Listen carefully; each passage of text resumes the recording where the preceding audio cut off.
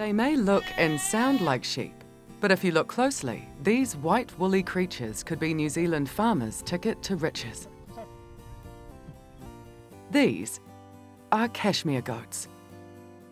Deep in South Otago, just out of Clinton, is a modest farm run by entrepreneur David Shaw.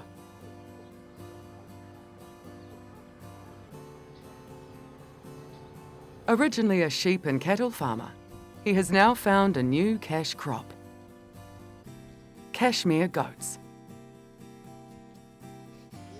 At first glance, they may look like any other old goat. Stay, stay. But their winter coats are David's soft gold.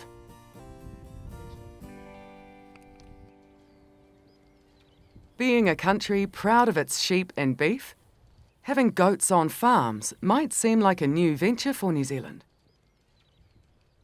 But the cashmere fibre has been prized around the world for thousands of years.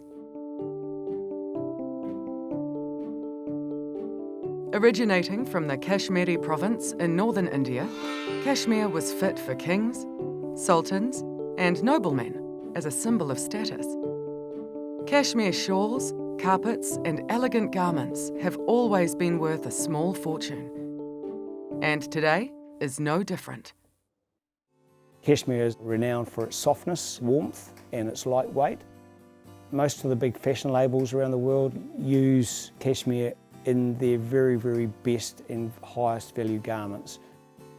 Over 200 years ago, Captain Cook brought over feral goats from Europe to gift to Maori chiefs. This founding population has been selectively bred ever since for their milk, meat, and fibre. And New Zealand farmers decided to take the goats by the horns. In the 1980s, there was a big boom with goats on farms, and the industry grew from basically nothing to over 1 million goats being farmed. Following that, the international marketplace had an economic depression. Goats hadn't quite reached their full potential. A lot of farmers and investors had dabbled with goats and got their fingers burned. That still resonates with some people today because those memories run deep. But David didn't give up. He took the best genetics from his multicoloured feral goats and selectively bred them for 30 years. We have animals that are beautifully white and fluffy, which is something that we dreamt about when we started. This genetic success story led David to form New Zealand Cashmere Genetics. But David believes his homegrown cashmere has great potential on the world stage and that New Zealand farmers can fetch a pretty penny for it. Today we have animals producing really, really good returns, up to $150 a kilo off cashmere.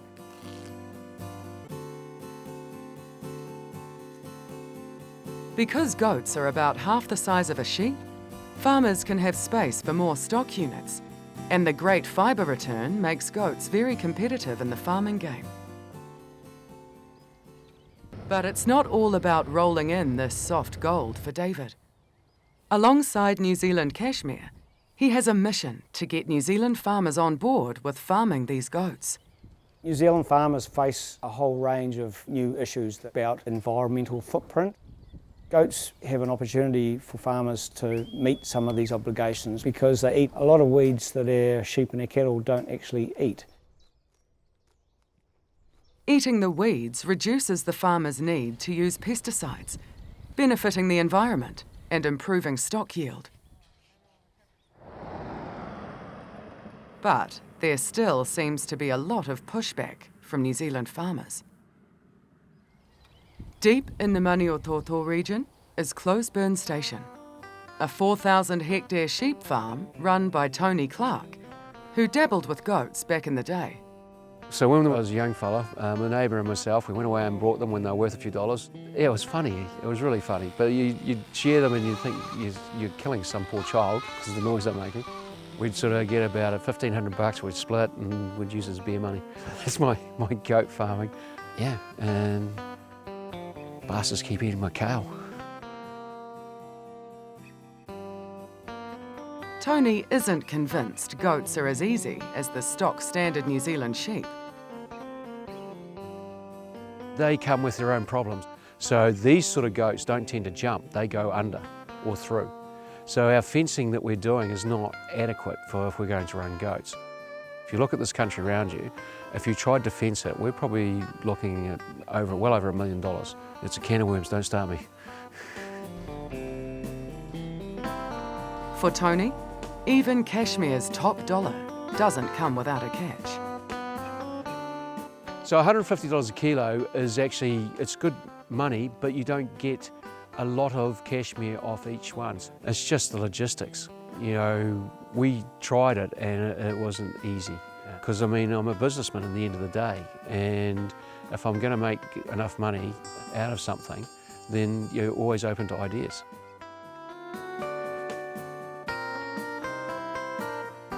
And it's not just problems in the paddock.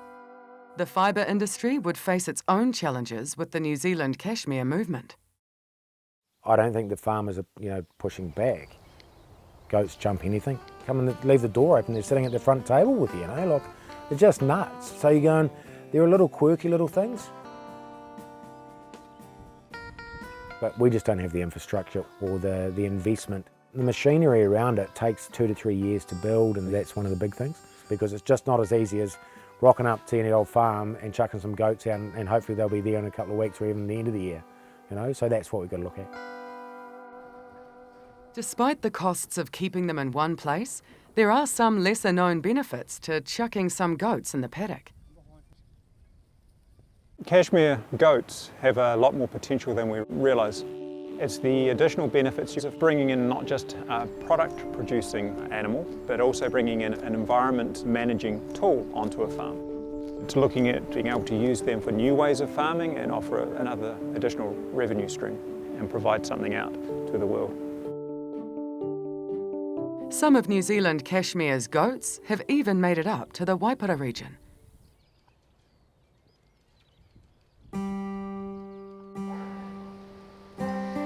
Felicity McLaughlin has integrated 35 goats onto her North Canterbury farm. I've got my first flock of goats in January 2019 and keep the soil really well. They're quite cute. Bred from David Shaw's flock, these cashmere goats have thrived in their new home. They are easy to manage once you've got a good setup going. All they need is a standard with a hot wire at the top, and if it's knee high they don't push through the fence. And it's a lot cheaper than some of the other plastic fencing gear.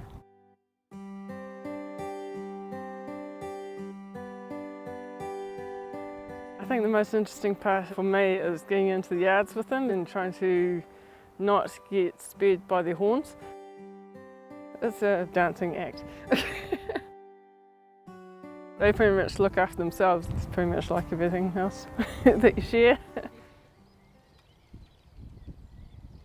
And Felicity is not the only farmer taking on the challenge. Thanks to David's field days, the word about New Zealand cashmere is getting around the farming community, with already 20 established flocks around the country.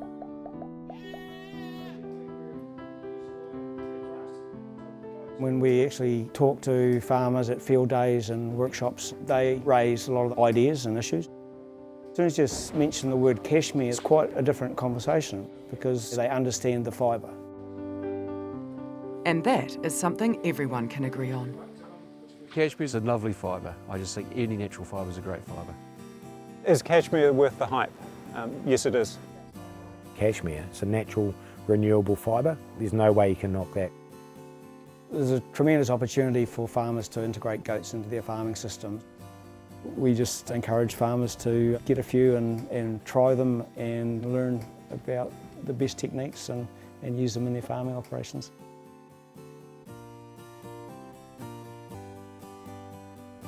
Farmers who take a chance on cashmere goats could be spinning their future into soft gold.